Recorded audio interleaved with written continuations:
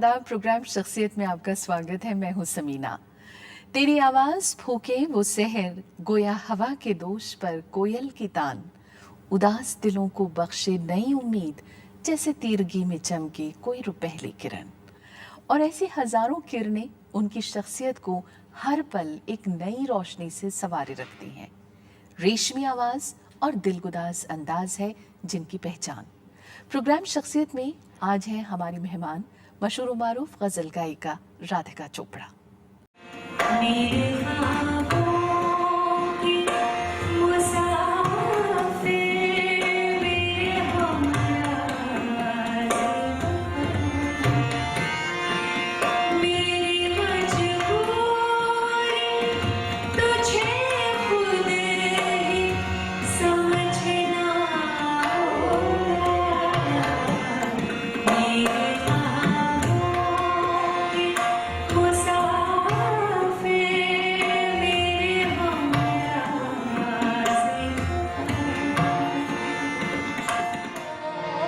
समझता है फकत रस्मी मोहब्बत की है, तू समझता है फकत रस्मी मोहब्बत की है, मुद्दतों दिल ने तेरी दिल से इबादत की है।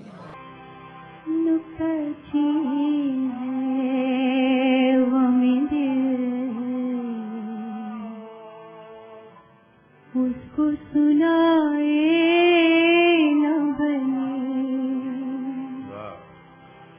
नुक्ता की है वो मेरे उसको सुनाए न बने, क्या बने बात जहाँ बात बनाए न बने, नुक्ता की है वो मेरे। एक रंग, एक रोशनी, रेशमी और मखमली आवाज, एक अंदाज तरन्नुम है जिनकी पहचान। एक बेहतरीन गजल गायिका राधिका चोपड़ा। तो चंद अपने ज़िम्मे धर चले, किस लिए आए थे हम, क्या कर चले, तो चंद। एक ऐसी मारूफ शख्सियत जिन्होंने ठुमरी, दादरा और गजल की दुनिया में अपना एक खास मकाम बनाया, जो लबरेज है सोज़ो साज से, मौसीकी के हर रंग से। मौसीकी के लिए इस दीवानगी में उनकी मेहनत और लगन के साथ मुसलसल कोशिश और फिर एक नई कामयाबी, एक नई मंजिल की तलाश और एक नई सफर की शुरुआत की चाहत रखने वाली राधिका चोपड़ा। जिंदगी है या कोई तूफान है, जिंदगी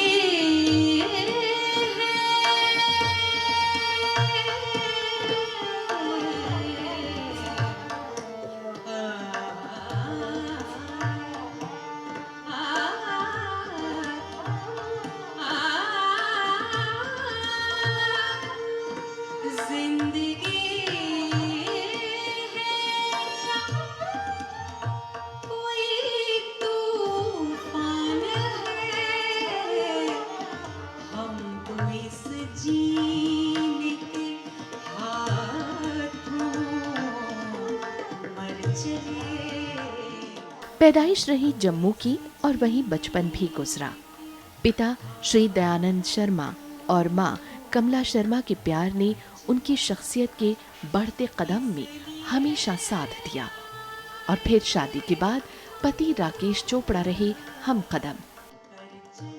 संगीत की प्रारंभिक शिक्षा पंडित जे.आर. शर्मा से ली और फिर गजल गायिका शांति हीरानंद से मौसीकी की बाकायदा तालीम ली। डॉक्टर राधिका चोपड़ा हिंदुस्तान में ही नहीं बल्कि विदेशों में भी बेहद पसंद की जाती हैं, जिनकी रेशमी आवाज और खूबसूरत अदायगी महफिल को रोशन कर जाती है, जिनका अंदाज़े बयां उनकी तरबियत और उनकी जिंदगी में बखूबी झलकता है। अल्लाह तेरो नाम, ईश्वर तेरो नाम, सबको सम्मति दे भगवान। अल्लाह तेरो नाम, ईश्वर तेरो नाम, सबको सम्मति दे भगवान। अल्लाह तेरो नाम। बहुत बहुत खुशामदीद राधिका जी प्रोग्राम शख्सियत में। शुक्रिया। चूँकि आपका ताल्लुक़ जम्मू से रहा है जी। और आपने अपनी पढ़ाई लिखाई भी वहीं की, फ़ाइन आर्ट्स में और संगीत में आपने तालीम जी। हासिल की। जी। रुझान की बात करें, चूँकि पता लगता है कि संगीत की आपने तालीम ली इसलिए रुझान रहा, लेकिन ये रुझान पैदा कैसे हुआ? समीना जी, इसका जवाब मैं समझती हूँ कि मेरे वालिदैन बेहतर दे सकते हैं। शायद उन्होंने कहीं ये महसूस किया होगा जब मैं बहुत छोटी थी कि हाँ, मेरे अंदर ये एक हुनर है, ये फ़न है, ये अल्लाह का करम है। तो उन्होंने ये फ़ैसला किया कि बहुत छोटी उम्र से मुझे जो है संगीत की तालीम दिलवानी शुरू की, बाकायदा तालीम जो है तरबियत हासिल करनी शुरू की। करीब 8 साल की थी और सच्चाई ये है कि उस वक्त मुझे बिल्कुल अच्छा नहीं लगता था। अच्छा, गाना नहीं अच्छा लगता? गाना अच्छा लगता था, लेकिन वो सीखने का जो सिलसिला था, क्योंकि आम बच्चों की तरह थी तो जाहिर सी बात है खेलने कूदने में बहुत इंटरेस्टेड थी और बहुत मन करता था कि बच्चे तो सब बाहर खेल रहे हैं और मैं वहाँ बैठी सीख रही हूँ। लेकिन हाँ, ये है कि धीरे धीरे जैसे जैसे बड़ी हुई और थोड़ी समझ आने लगी तो फिर बहुत मज़ा आने लगा और फिर मैंने इसे बहुत सीरियसली लेना शुरू किया। फिर दिल्ली आना हुआ? जी हाँ, दिल्ली आना हुआ क्योंकि मैं आगे की पढ़ाई भी जो है वो म्यूज़िक में ही करना चाहती थी और अनफॉर्चुनेटली हमारी स्टेट में, जम्मू कश्मीर में एमए नहीं है म्यूज़िक में। अच्छा। जी हाँ। अभी भी नहीं है। बहुत अफसोस की बात है, मुझे बहुत अफसोस है इस बात का। तो इसलिए हमारे पास कोई और चारा नहीं कि हमें बाहर आना ही पड़ेगा। तो मेरे वालिदैन ने ये फ़ैसला किया कि मैं दिल्ली आऊँ। पंडित जयाद शर्मा और शांति हीरानंद आपके गुरु रहे जी, जिनसे आपने संगीत की बाकायदा तालीम ली। जी। उस वक्त की अगर हम बात करें, तालीम का मयार कैसा था, क्या था? बहुत अच्छा, बहुत अच्छा। हम लोग जब सीखते थे तो बहुत दिल लगाकर, और वो जो मैं समझती हूँ गुरु से डर कर रहना और गुरु का खौफ आज भी है। तो मैं समझती हूँ कि वो सब चीज़ें आज थोड़ी जो हैं कहीं ना कहीं मिसिंग हैं। क्या कुछ सीखा शुरुआती वक्त में आपने, और फिर गज़ल को कैसे चुन लिया? हाँ, ये भी बड़ा मुश्किल सवाल है। गज़ल को कब, कहाँ, कैसे चुना, ये मैं नहीं जानती। सीखा तो शुरू में जाहिर सी बात है कि जब आपकी तालीम शुरू होती है तो क्लासिकल की ही शुरू होती है। वही सारे गामा पाधा निसा जो बेसिक है, अलंकार, फिर रागदारी। तो शुरुआत इस तरह हुई।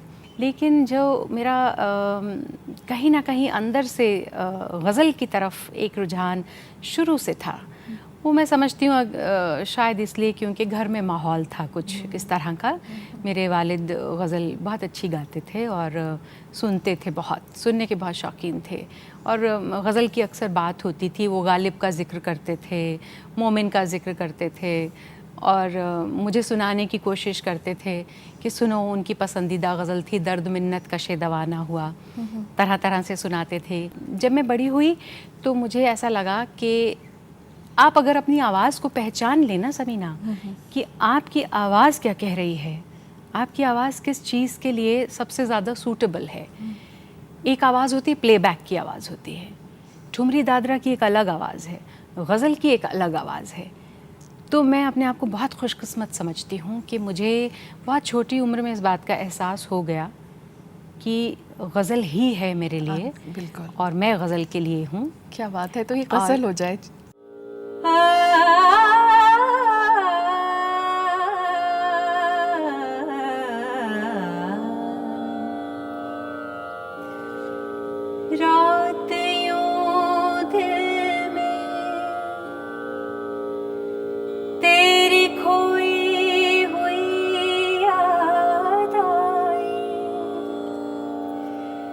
जैसे वीरान में चुपके से बहारा,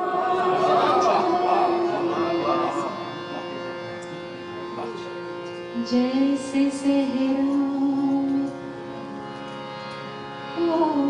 कोने से चले वादे नसीब, जैसे बीमार को बेवजह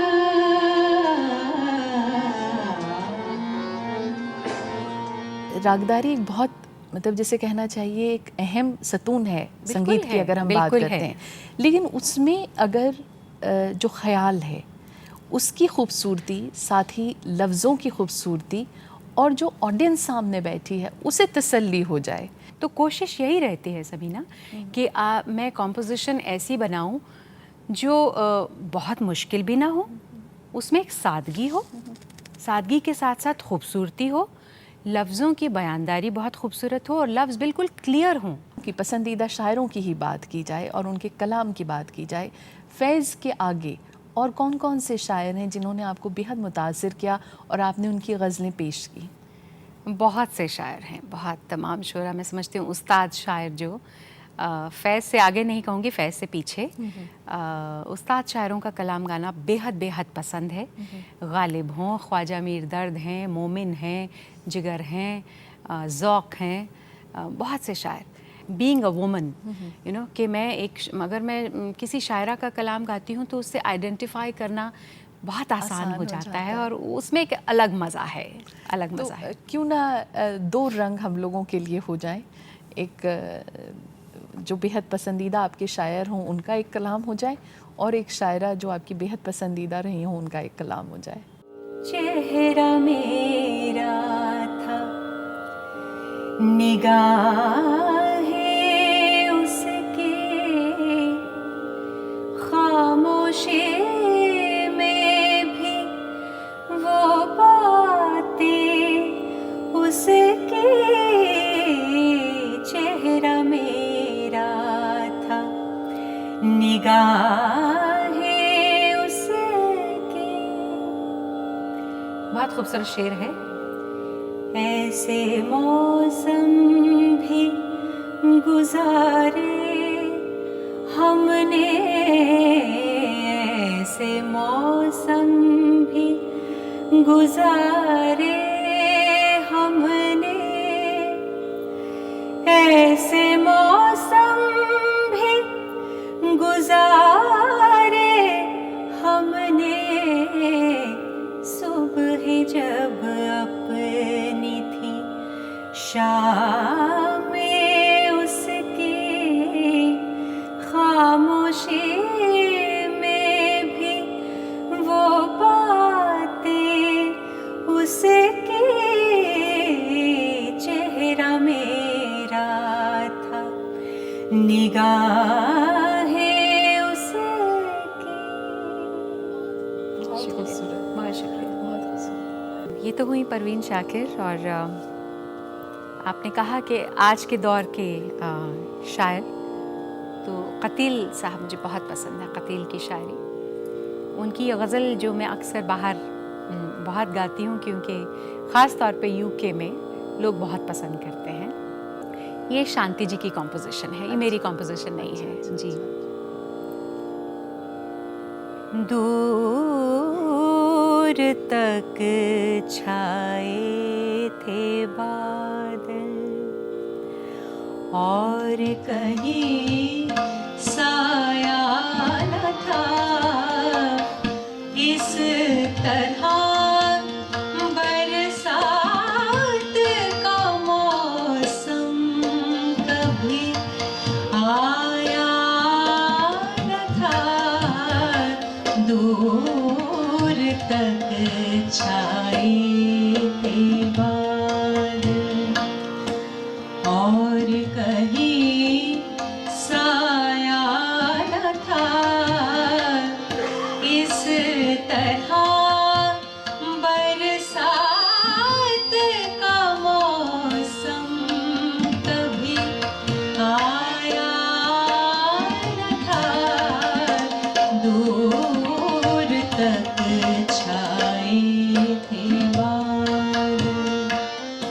कुछ अपने हैं, दोस्त अहबाब हैं जिन्होंने अपनी राय का इजहार किया है आपके लिए। आइए देखते हैं उनका क्या उम्मीद कहना करती हूँ अच्छी बातें कही हैं मेरे बारे में। ज़रूर कही होंगी। जी। आइए। राधिका के साथ मेरा संपर्क 10 साल पहले हुआ और एक स्टेज पे वो गा रही थी तो मैं बहुत इम्प्रेस हो गया। उसके बाद मैंने राधिका जी से पूछा, बहुत वर्सेटाइल आर्टिस्ट हैं और पीएचडी म्यूज़िक में किया हुआ है, तो मैंने उसको पूछा कि क्या राधिका जी आप मेरे प्रोग्राम में शरीक होंगी? कहती क्या प्रोग्राम में? कि मैं चाहता हूँ कि आप अपनी मधुर आवाज़ से केएल सहगल को श्रद्धांजलि दें और उनके गाए हुए कुछ गज़लें आप गाएं। तो कहने की बहुत कठिन है, फिर भी मैं कोशिश करूँगी। बहरहाल उन्होंने कोशिश की और पहला कॉन्सर्ट मैंने जो किया केएल सहगल की याद में, वहाँ राधिका ने गाया और ऐसा प्रभावित किया सारी ऑडियंस को कि मैं बता नहीं सकता। उनकी गायकी में ये है कि ना सिर्फ उनको क्लासिकल म्यूज़िक का ज्ञान है, सेमी क्लासिकल का ज्ञान है, ठुमरी भी गा सकती हैं, गज़ल भी, लेकिन गीत भी बहुत अच्छी, उनकी आवाज़ ऐसी है। और मैं कहूँगा कि राधिका जी न केवल गज़ल सिंगर हैं, one of the leading singers, लेकिन सारे संगीत के वेरी वर्सेटाइल। और उनसे मैंने फोक सॉन्ग सुने, पंजाबी सॉन्ग सुने हैं, सब पर उनकी बहुत ही उनकी मास्टरी है। कहना चाहेंगे कुछ इनके लिए? प्राण नेविल साहब जी, इनका बहुत अहम रोल रहा है मेरी ज़िंदगी में, इसमें कोई शक नहीं। क्योंकि जब आगाज़ था स्टेज कॉन्सर्ट्स का, उस वक्त इनसे मुलाकात हुई और ये जो ज़िम्मेदारी इन्होंने मुझ पर सौंपी, जैसा कह रहे थे कि कुंदन लाल सहगल, मैं तो कभी ख्वाब में भी नहीं सोच सकती थी कि कुंदन लाल सहगल और मैं गाऊं।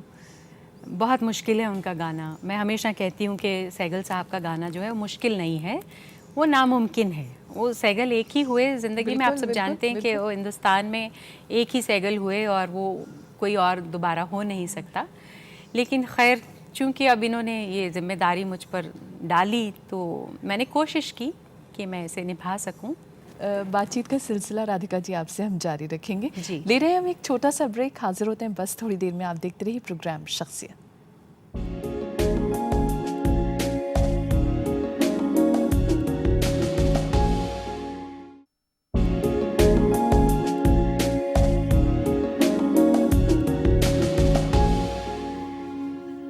और ब्रेक के बाद आपका एक बार फिर स्वागत है। आप देख रहे हैं प्रोग्राम शख्सियत और हमारी आज की मेहमान है मशहूर मारूफ गज़ल गायिका राधिका चोपड़ा। राधिका जी, अगर आज के वक्त की हम बात करें, आज का वक्त और जो बीता वक्त था उसमें एक अच्छा खासा फासला है। गज़ल गायकी के मिजाज में भी बदलाव आया है, ऑडियंस में भी बदलाव आया है। आप जैसे जो आर्टिस्ट हैं जो स्टेज पर परफॉर्म करते हैं, उन्हें उनकी ज़िम्मेदारी कितनी बढ़ जाती है? वक्त के हिसाब से भी, ऑडियंस के हिसाब से भी क्या कुछ बदलाव करना पड़ता है? जगजीत जी से जब मैंने पूछा आप मुझे एक टिप दीजिए, क्या गाने का टिप, तो मुझे बहुत प्यार करते थे, बहुत मोहब्बत करते थे। उन्होंने कहा देखो, एक बात याद रखना कि ऑडियंस को खुश रखना। ऑडियंस खुश होकर घर जाएगी तो दोबारा वापस आएगी। अगर ऑडियंस खुश नहीं हुई तो वो दोबारा तुम्हारे प्रोग्राम में कभी नहीं आएंगे। तो इसलिए ये सब बातें हमें जहन में रखनी हैं, और क्यों नहीं, ज़रूर रखनी है। और अक्सर ऐसा हुआ कि ये जो मैंने एक्सपेरिमेंट किया, आप यकीन माने कि जब मैंने रवायती चीज़ें, रवायती अंदाज़ और पुरानी शायरी, पुराना कलाम, रागदारी और ये सब पेश किया, और उसके बाद ब्रेक के बाद मैंने लोगों से पूछा अब आप बताइए आप क्या सुनना चाहते हैं। लोग कहते हैं हम सिर्फ़ और सिर्फ यही सुनना चाहते हैं।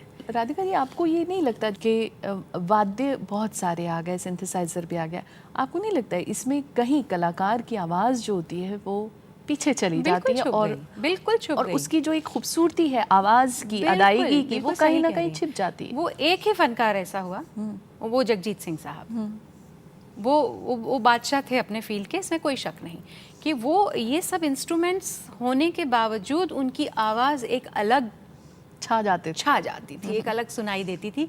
वो अल्लाह का करम था, उसका फजलो करम था, उसकी रहमत थी। लेकिन अदरवाइज़ आप बिल्कुल सही कह रही हैं, आप जितने ज़्यादा इंस्ट्रूमेंट्स रखेंगे, तवज्जो आप क्या सुनना चाह रहे हैं, आप गज़ल सुनाना चाह रहे हैं या आप सितार सुनाना चाह रहे हैं या आप बांसुरी सुनाना चाह रहे हैं या आप गिटार सुनाना चाह रहे हैं या आप सिंथेसाइज़र सुनाना चाह रहे हैं, क्या सुनाना चाह रहे हैं। तो मैं समझती हूँ कि तवज्जो जो है आपकी वो सिर्फ़ और सिर्फ गज़ल पे रहनी चाहिए और उसमें जितने कम इंस्ट्रूमेंट्स रहें साथ में उसका मज़ा ही अलग है। राधिका जी, आपके कुछ अपने हैं जिन्होंने अपनी राय का इजहार किया है और मेरे ख्याल से उनकी राय आपकी ज़िंदगी में बड़ी मायने रखती है। जी। आइए देखते हैं उनका क्या कहना रहा। शुक्रिया। हाय मम्मा। मम्मी इतने हेक्टिक स्केड्यूल के बावजूद हमें एक एक मिनट हमारे लिए स्पेयर करती थी एंड उन्होंने अपना करियर काफ़ी साल होल्ड पे रखा जस्ट टू मेक श्योर कि हमें अच्छी अपब्रिंगिंग मिले और वर्क और फैमिली के बीच में बैलेंस करना आई थिंक उनसे बेटर कोई नहीं जानता। एंड वही जैसे हमने पहले कहा, आप बहुत इंस्पायरिंग हैं एंड आई होप कि हम भी फ्यूचर में आपके जैसे कुछ थोड़ा अचीव कर सकें। एंड आई बिलीव दैट अगर हम आपके जैसे बन पाए, and I really want to inspire everyone around me just the way you do, and I really hope sincerely that we can just become even 10% of what you are today, and that'll be amazing for everyone. अब जैसे जैसे मैं बड़ी हुई हूँ और मैं आपको सुनती हूँ और मैं दुनिया भर आपके साथ जब जाती हूँ आपके कॉन्सर्ट्स में और मैं देखती हूँ कि लोग आपको कितना प्यार करते हैं. In a place like Africa also you have fans, which is a very big thing for a person like me. जब मैं ऐसी चीज़ें देखती हूँ तो मुझे यही लगता है कि आपने मुझे बहुत इंस्पायर किया है in the last few months. जैसे जैसे मेरी पढ़ाई ख़त्म एंड होने को आ रही है, मेरा स्कूल लाइफ एंड हो रहा है और I am one step closer to my future. I feel that you have given me the inspiration to actually look towards music as a career, and I am honestly I have started feeling कि शायद music मेरे लिए भी है, and that's where I should be. We love you mama, best of luck. आप हर तरह की जिसको बोलते हैं मुजस्सम आर्टिस्ट हैं, इसलिए कि आप गज़लें, प्योर गज़लें, क्लासिकल गज़लें गाती हैं जो उस्तादों की लिखी हुई और गाई हुई हैं. भजन्स इक्वली स्वीट एंड असर जिनके ऊपर होता है. देन सूफियाना कलाम भी आप गा लेती. पुराने गाने जो कि एवरग्रीन जिनको हम गाने कहते हैं, अनफॉरगेटेबल गाने, सैगल से लेके एंड डाउनवर्ड, पंकज मलिक, सहगल, नूरजहान, उनके भी जब आप गाने गाते हैं तो एक समा बांध देते. Unfortunately when I lost my father, dear father, so we were discussing in the family how to pay respect and tribute, and I remember I requested you if you could come and sing some bhajans at my residence.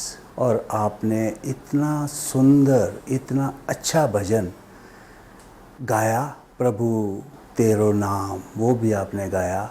वो CD आज भी हमने family में as a very बहुत precious एक चीज़ अपनी रखी हुई है. I wish you a huge immense success because you deserve it. Family ही से बात करूं, आपकी आंखें नम हो गई जी. फैमिली का सपोर्ट कितना रहा, आपके जो हमसफ़र हैं उनका सपोर्ट कितना रहा, और क्योंकि जो आपका प्रोफेशन है इसमें दिन रात कोई मायने नहीं रखता है. सही कह रही हैं आप, बिल्कुल सही कह रही हैं. जितनी मुझे मेरे पेरेंट्स की तरफ से सपोर्ट मिली, मैं बहुत खुशकिस्मत हूँ कि उतनी ही सपोर्ट मुझे अपने हस्बैंड से, अपने इन लॉज से, और अब माशाल्लाह मेरी बच्चियाँ आप देख रही हैं कि बहुत इंस्पायर्ड हैं माँ से. बहुत खुशी हुई देख कर. बहुत बड़ी बात है. हाँ, वो ठीक कह रही हैं कि मैंने पहले 10 साल जो हैं वो बिल्कुल नहीं गाया समीना शादी के बाद.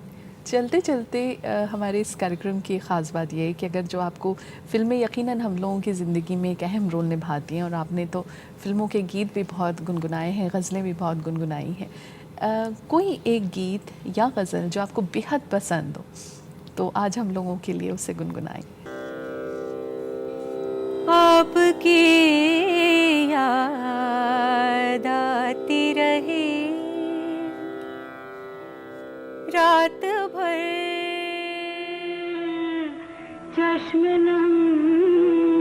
मुस्कुराती रही रात भर आपकी याद आती रही।